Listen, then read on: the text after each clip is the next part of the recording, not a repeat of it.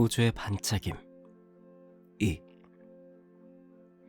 사로이 사는 왕미호에게 예언제가 1990년대 초에야 이 도시로 돌아와 부친이 일했던 대학에서 전체 물리학을 가르치다가 퇴직했다고 말했다. 예, 선생님. 20년 넘게 홍원기지에 있었다는 것은 저도 최근에야 알았어요. 왕미호는 사로이 사의 말에 너무 놀란 나머지 한참 뒤에야 반응했다. 설마 그 전설이... 대부분 사실인 거죠.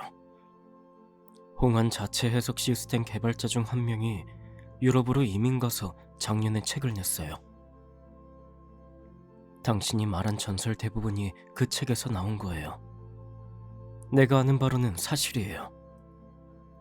홍한 공정 참여자들은 대부분 아직 살아있습니다. 그것은 정말 전설이군. 특히 그 시대에 일어난 일이니 전설 중의 전설이죠. 전파 안테나들을 비추던 등은 꺼진 지 오래였다. 밤하늘 속에서 안테나는 단순한 검은색 2차원 도안으로 변했다. 그 모습이 마치 추상적인 부호들이 같은 각도로 우주를 향해 빽빽하게 서서 무엇인가를 기다리는 것 같았다. 마치 삼체 게임의 대형 진자 같아 등골이 오싹했다. 실험실로 돌아오니 딱 새벽 1시였다. 그들이 모니터로 눈을 돌린 순간 파동이 나타나기 시작했다. 직선이 곡선으로 바뀌었고 불규칙한 간격으로 날카로운 파고가 나타나면서 붉은색으로 바뀌었다.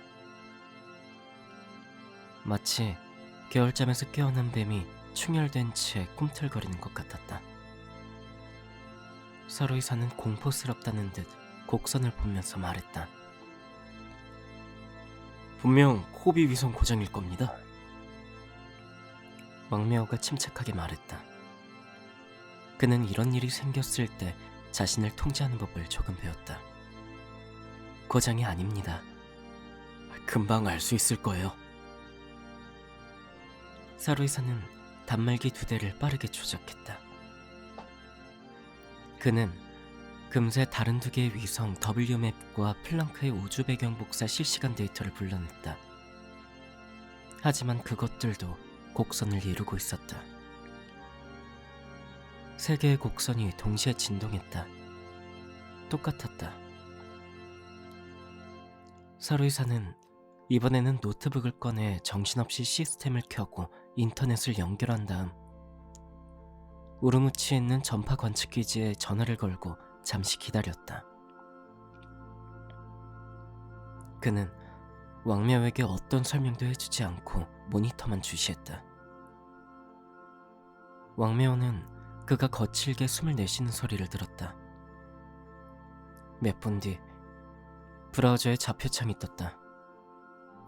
붉은색 곡선이 창에 나타났고 다른 3개의 선도 정확히 동시에 움직였다.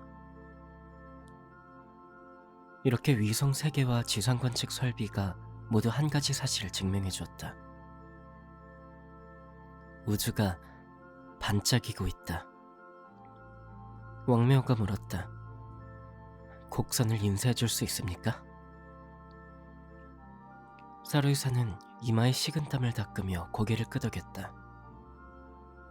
그리고 마우스를 움직여 인쇄 버튼을 눌렀다. 왕묘는 레이저 프린터가 출력한 첫 장을 재빨리 집어들어 연필로 곡선을 나누고 파고간 거리와 자신이 가져온 모스보 대조표를 꺼내 대조했다. 카운트다운이 우주적 차원에서 계속되고 있었다. 아직 1108시간이 남은 것인가? 사로이사는 초조한 듯이 천천히 왔다 갔다 하더니 왕묘 뒤에 서서 그가 써놓은 숫자들을 보았다. 그는 더 이상 못 참겠다는 듯 큰 소리로 물었다. 도대체 지금 무슨 일이 벌어지고 있는 건지 사실대로 말해줄 수 없습니까? 사박사, 나를 믿어요. 이것은 짧은 시간에 다 설명할 수 있는 문제가 아니오. 왕명은 임세한 파동곡선 종이를 펼치고 카운트다운 숫자를 보면서 다시 말했다.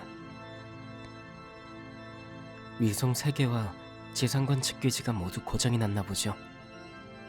그건 불가능하다는 것을 선생님도 아시잖아요. 누군가 고의로 고장을 냈다면? 그것도 불가능해요. 위성 3개와 지상관 측기지의 데이터를 동시에 바꾼다고요? 그러면 그것은 초자연적인 힘이지요. 왕면은 고개를 끄덕였다. 우주가 반짝였다는 것보다 차라리 초자연적인 힘이 작용했다고 믿고 싶었다. 그러나 사루이사는 왕매어가 품고 있던 유일한 희망의 불씨마저 꺼버렸다. 이 모든 것을 증명하는 건 사실 간단해요. 우주 배경 복사가 이런 폭으로 파동했다는 것은 우리가 육안으로 알아차릴 수 있을 만큼 커졌다는 거예요. 무슨 말입니까? 당신은 지금 상식에서 벗어난 말을 하고 있어요. 배경 복사의 파장은 7cm로 가시광선에 비해 107에서 108이나 큰데 어떻게 볼 수 있다는 말입니까? 3D 안경을 확인하면 돼요.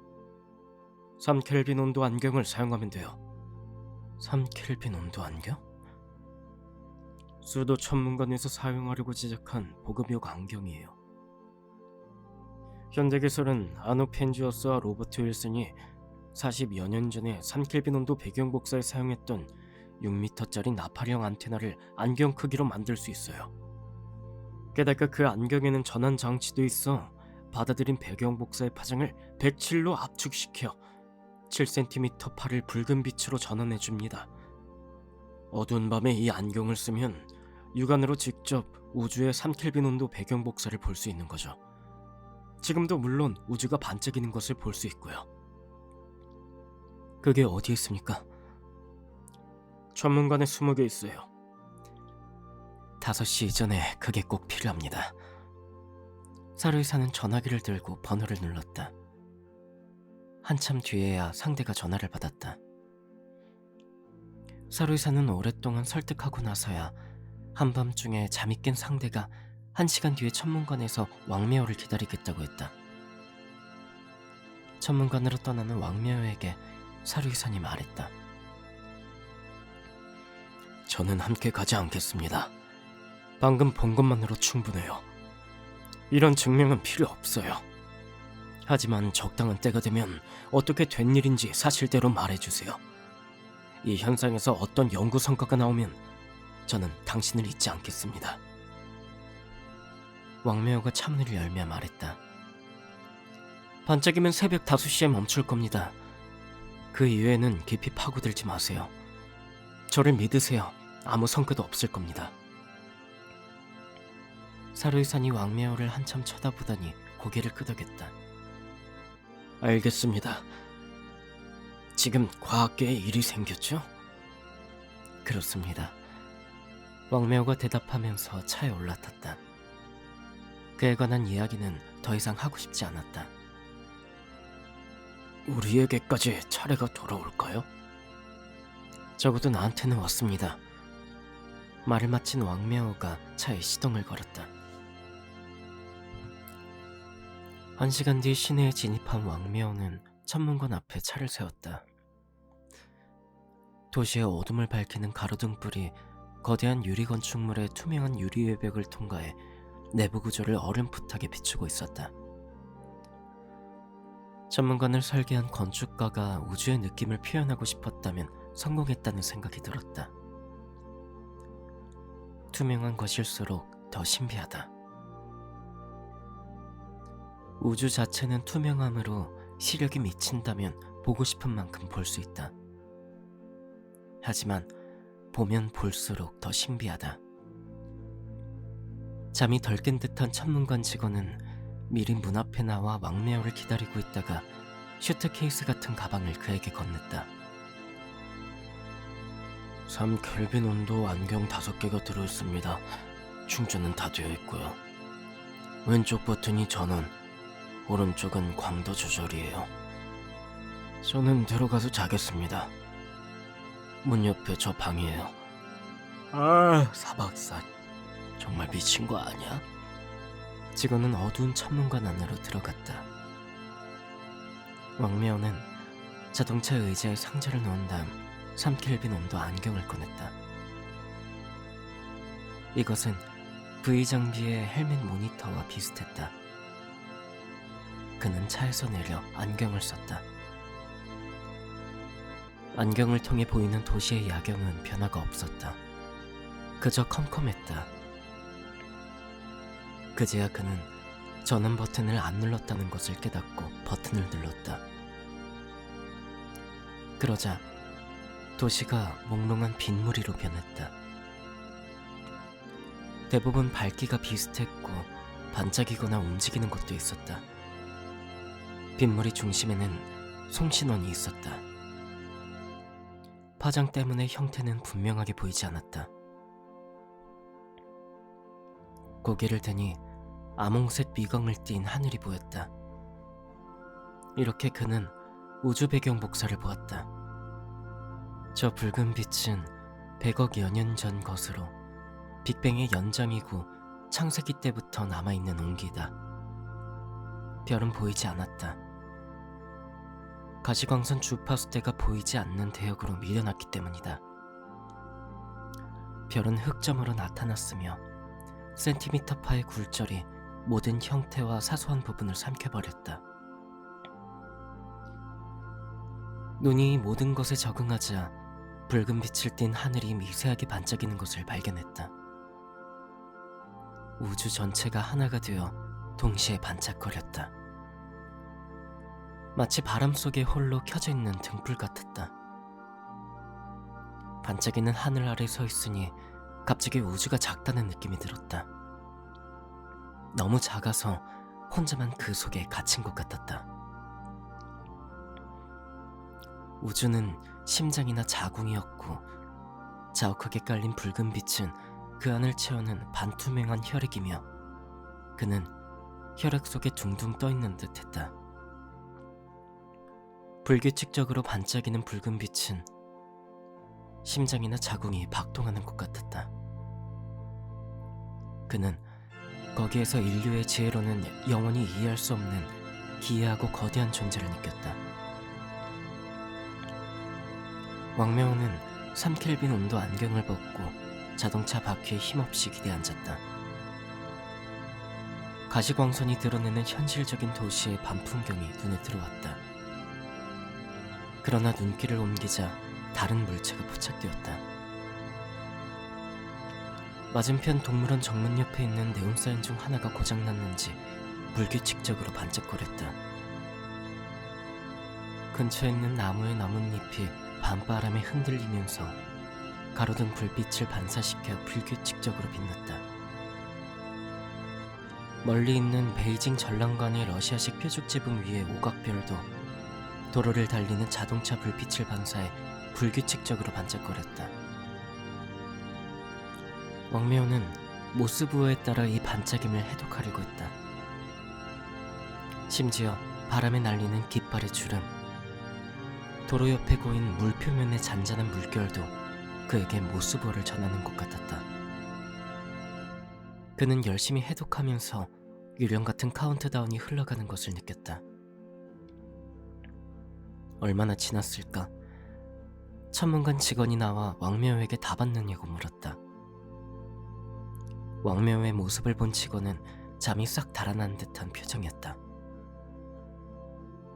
3켈빈 온도 안경을 챙겨 가방에 넣은 직원은 왕묘호를 몇 초 쳐다보더니 빠른 걸음으로 돌아갔다.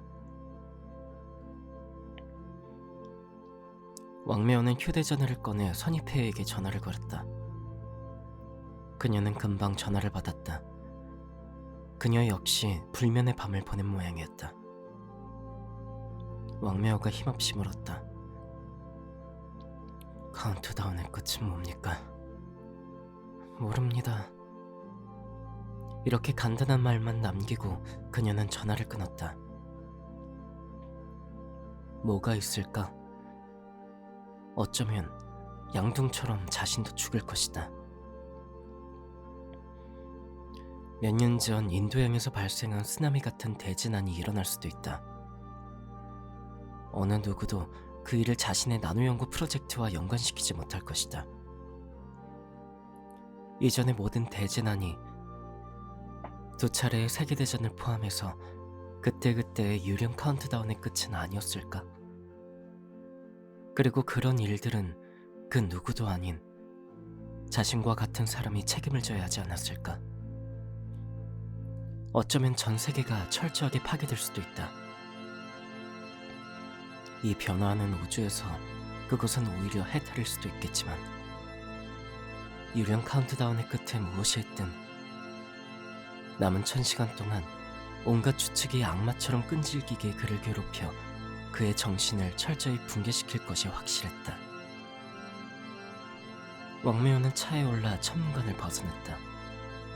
목적지도 없이 차를 몰았다. 새벽이 되기도 전이어서 도로는 텅 비어 있었다. 그러나 차를 빨리 몰 수 없었다. 차를 빨리 몰면 카운트다운도 빨라질 것 같았기 때문이다. 동쪽에서 여명이 밝아오자 그는 도로 옆에 차를 세우고 차에서 내렸다. 마찬가지로 목적지는 없었다. 텅 빈 머릿속에는 오로지 카운트다운만 암홍색 배경 복사 위에서 반짝거리며 움직였다. 그는 자신이 단순한 시간 기록계가 된 것 같았고 누구를 위해 울리는지 모르는 조종 같았다. 날이 밝아왔고 발걸음도 무거워졌다. 그는 벤치에 앉았다. 고개를 들어 무의식적으로 걸어온 곳을 본 순간 자기도 모르게 몸서리를 쳤다. 그는 왕푸징 성당 앞에 앉아 있었다. 야맹이 빛나는 창백한 하늘 아래 서 있는 세 개의 로마네스크 양식 첨탑은 어두운 우주 속 무언가를 가리키는 거대한 검은 손가락 같았다. 왕매호가 일어나 가려는 순간 성당에서 흘러나오는 성가 소리가 그를 붙들었다. 오늘은 일요일이 아니니 부활절을 준비하며 성가대가 연습하는 것일 터였다. 성가의 장엄함 속에서 왕매호는 다시 한번 우주가 작아져 이 성당으로 변하고 우주 배경 복사에서 반짝이는 붉은 빛은 도명 지붕에 숨고 자신은 이 거대한 성당 바닥 타일 틈새에 한 마리 작은 개미가 된 것 같았다. 자신의 떨리는 영혼을 보이지 않는 거대한 손이 어루만져주는 듯한 느낌이 들면서 순간 연약하고 나약한 어린 시절로 돌아간 것 같았다. 의식 깊은 곳에서 가까스로 지탱하고 있던 무엇인가가 양초처럼 말랑말랑하게 변하더니 무너졌다. 그는 두 손으로 얼굴을 감싸고 울음을 터뜨렸다. 또 한 명이 무너졌군. 뒤에서 들리는 웃음소리에 왕매호는 울음을 그쳤다. 고개를 돌려보니 스창이 하얀 담배 용기를 내뿜으며 서 있었다.